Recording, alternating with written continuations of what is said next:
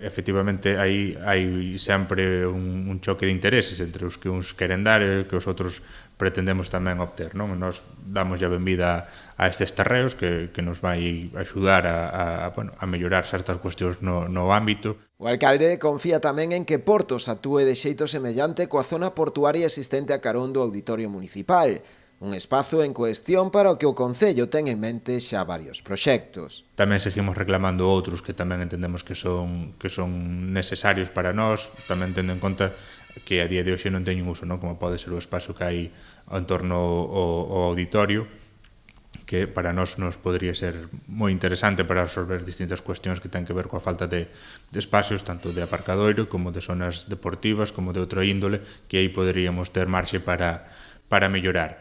Entón, bueno, hai que ir casando eses intereses de cada administración e traballando conxuntamente para que efectivamente todas esas sesións ou eses usos compartidos de espacios vayan a máis e non queden aí.